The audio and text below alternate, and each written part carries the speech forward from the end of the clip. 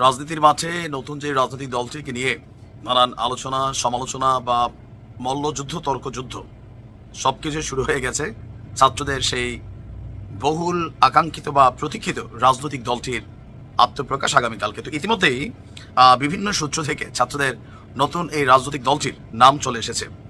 অনেকটা পুরান জিনিসই হালকা নাড়াচাড়া করে নতুনভাবে সামনে আসতে যাচ্ছে। আপনাদের খেয়াল থাকার কথা যে সরকার পতনের পর বৈষম্যবিরোধী প্ল্যাটফর্ম থেকে একটা নতুন পার্টির তৈরি হয়েছিল বা কমিটি, যেটা নাম ছিল জাতীয় নাগরিক কমিটি। অবশেষে আমরা জানলাম যে নতুন দলটা সেটার নাম হচ্ছে জাতীয় নাগরিক পার্টি, আর আরেকটা আছে বাংলাদেশ নাগরিক পার্টি। তো বিভিন্ন সূত্র বলছে, শতভাগ নিশ্চিত করেছে যে আগামীকালকে যে রাজনৈতিক দলটি মাঠে আসতে যাচ্ছে সেই দলটির নাম যাচ্ছে জাতীয় নাগরিক পার্টি। মানে আগে ছিল জাতীয় নাগরিক কমিটি, কমিটিকে হালকা নাড়াচাড়া কইরা এটার নাম দেওয়া হয়েছে জাতীয় নাগরিক পার্টি। তো দলের নেতৃত্বে কারা, ইতিমধ্যেই এটা তো আর অজানা নাই যে দলটির নেতৃত্বে আছেন ছাত্র উপদেষ্টা, যিনি ইতিমধ্যেই পদত্যাগ করেছেন, নাহিদ ইসলাম।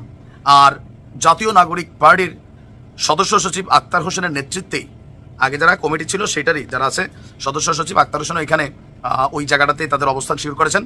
এছাড়া দলটিতে মুখপাত্র এবং মুখ্য সংগঠকের পদে বৈষম্যবিরোধী ছাত্র আন্দোলনের ব্লুটুথ বয় হাসনাত আবদুল্লাহ এবং জাতীয় নাগরিক কমিটির মুখ্য সংগঠক সার্জিস আলমী চূড়ান্ত আপনার পদগুলোতে তারা বসতে যাচ্ছেন।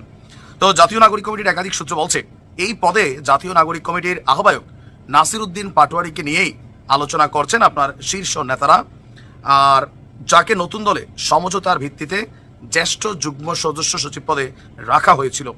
আর জ্যেষ্ঠ যুগ্ম সদস্য সচিব পদে জাতীয় নাগরিক কমিটির মুখপাত্র সামান্তা শারমিনও আলোচনায় আছে। এর কারণ বলা হচ্ছে যে দলটির শীর্ষ পদে নারী নেতৃত্ব থাকছেন না বলে সম্প্রতি সামাজিক যোগাযোগ মাধ্যমে যে আলোচনা সমালোচনা হয়েছে সেই সমালোচনার জন্যই এই পদে সামান্তা শারমিনকে রাখার চিন্তাভাবনা চলছে।